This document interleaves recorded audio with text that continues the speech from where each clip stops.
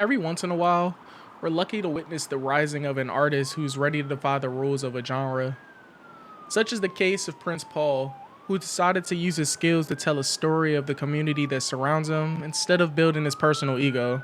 Through A Prince Among Thieves, he became a legend, telling a story that many people can relate to, a story about dreams and a place that's trying to destroy them.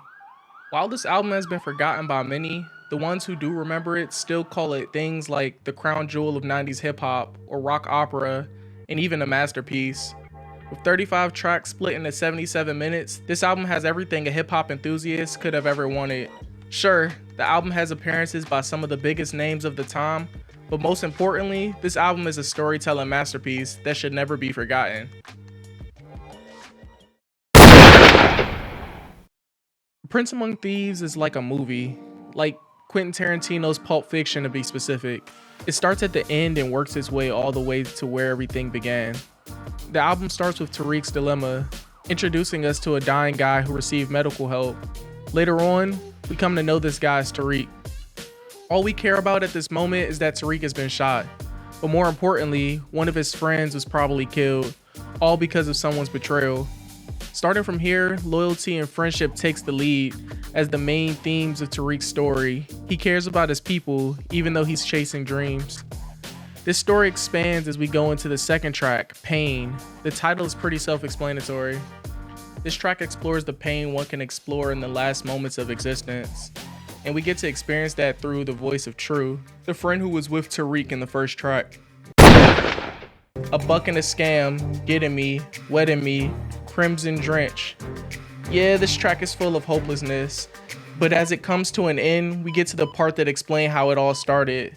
This track begins with the sorrow ending of True's fate. Tariq is there witnessing it all, with the sound of the flatline quickly interrupted by an alarm clock to indicate a transition that takes us back to the beginning. And there we find Tariq and his mom arguing through a scene that many people will be familiar with. A guy full of dreams and a mother who wants to keep him grounded by reminding him of his responsibilities. Who's right?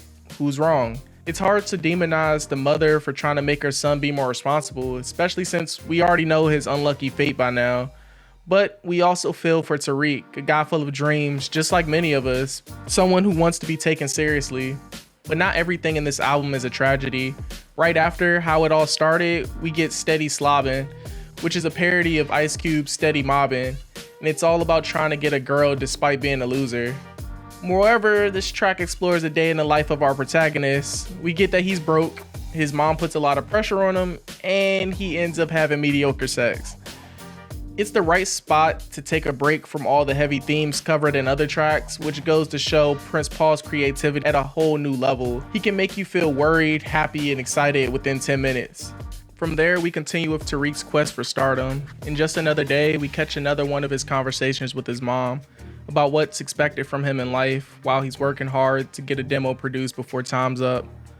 All we know at this point is that he got a huge opportunity coming up with The Woo, a big record label, but it'll cost him $1,000 to get it. No, it doesn't sound like a lot, but remember it's the 90s. He then proceeds to ask for True's help. First, True offers his creative advice and helps Tariq improve what he got. But after they got pulled over by the police and the hustle's on, True presents Tariq with the new opportunity to pretty much become a good dealer. After all, it's the fastest way to earn money and get what he wants. This is where we see the album take the shape of a movie. It introduces us, the listeners, to a major moral dilemma, one that is hard to pass in a moment of need. Clearly, Prince Paul understands what it's like to be a dreamer in a hopeless place. Sometimes you have to sacrifice your values just to get where you want to be. And in case anyone is wondering what it's like to hustle on the streets, there's MC Hustler, a song written by Rhyme Velour, Superstar, and Prince Paul. And it talks about everything that could go wrong while working in the business. I found this song was recorded at Baseline Studio in Brooklyn, which is also where Jay-Z recorded the Blueprint album way back in the day. The main themes of this track are privilege, power, and the role they play in favor against those who want to be big. As Tariq begins to hustle, he tries to figure out how to best communicate what's going on to his girl at work in the call. He resolves to call her in the other line, but the call gets interrupted by people who want to talk to True. Someone's calling on my phone, someone is ringing my bell. Tariq finally gets help to cover him at work while he's hustling with True, Then True suggests that it's time for them to get a gun in Crazy Lou's hideout. If they're going to hustle, Tariq needs his own gun. Crazy Lou, played by Cool Keith, introduces them to the weapon world. From nighttime militant masks to fake SWAT teams closing the gases, it seems like Lou got everything. In the end, he talks about a Dragon Plus with a twist. It's not clear whether he's offering an animal or an actual gun, but one thing's for sure is Crazy Lou's arsenal is epic.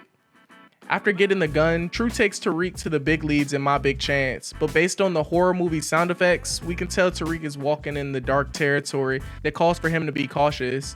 He's about to meet Mr. Large, but doesn't know what to expect from the encounter. In War Party, Tariq finally gets to know Mr. Large's crew. From Here to LA, played by Big Daddy Kane. By this point, it becomes evident that Tariq has come a long way. From living ordinary days at home to working for the big names in the drug dealing business, he's proved that he's ready to work hard to record that demo. Finally, Mr. Large, played by Chubb Rock, arrives on the scene. In Mr. Large, we understand he's a man to be afraid of. He even quotes Apollo from the Rocky film, implying that he wants to be intimidating. After all, he controls the streets of his neighborhood, and when he demands money, it should be given to him. Then Mr. Large goes on to pretty much do an interview with Tariq in Can You Handle It? Tariq has no idea what's going on, but we understand that True earned his place in the business and his reputation allows him to bring anyone on board. That's why Mr. Large feels comfortable with Tariq. And put the next man on, Tariq gets a glimpse of everything the job entails. He even has to fake his own death in the case of arrests and look for people in rehab centers to see if he can sell them some drugs. Again, the innocent Tariq was living with his mom with no major obligations while trying to get laid. Only thing that remains constant is the value he gives to friendships. He trusts True, and somehow he's starting to trust his new crew of people. But is it really trust? Like that friendship kind of trust? Or is he just trusting them because he knows he'll get money out of the situation? Either way, in I Was In, Tariq officially joins the crew and is officially welcomed into the drug dealing business. Immediately, My First Day shows us that Tariq learns the ropes of business very quickly, especially because he has True by his side, who even suggests some places where he can sell. But not everything is smooth sailing. In More Than You Know, we're quickly introduced to the effects of crack addiction. But it's not your typical cautionary tale or anything like that. This track shows Prince Paul's brilliance by speaking of addiction through an immense metaphor. With the participation of Post Danus, we get some verses that compare using crack to booking a flight. De La Soul and Dave also participate. Dave even talks about crack as if it's a woman. More Than You Know delivers truth in a way that doesn't feel harsh, but it's necessary as Tariq gets more immersed in the drug dealing business. Despite it all, Malik gets rewarded for his hard work in Room 69. What starts with a call from True to congratulate him with his success results in a surprise night with the hooker in a motel. Then, in Mood for Love, we see a new side of Tariq. Now that he's successful, his sex performance has improved. He's no longer that awkward boy that was having a hard time getting laid. He's a powerful man who can pretty much get whatever he wants, whoever he wants. Which goes to show that sex and power often go hand in hand. But when you're in the drug dealing business, no good feeling lasts forever.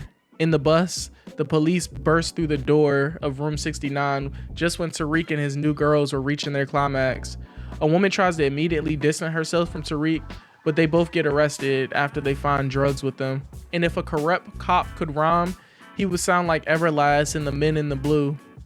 In this song, Everlast plays Officer Bichkowski, the officer who arrests Tariq. The officer says someone tipped them regarding their location and their business, but in central booking, Tariq quickly understands that he was set up by True. Was counting on ended up betraying him, and in the blink of an eye, Tariq reaches the lowest point of his emotional journey. It feels as if he has no one, no real friends, and no hopeful future. He's at the bottom, but the one person he calls is the one person who cared about his future since day one, his mom. Despite this crazy ride of a story, and the mom showing up as first as the antagonist to Tariq's dreams, it's clear that a mom like her will be there for her son regardless of the situation. She immediately picks up the phone and suggests calling True to get help, but Tariq asks her to avoid doing that, so she gets the Reverend. In Handle Your Time, we get to know 3 convicts played by Sadat X, Exhibit, and Kid Creole.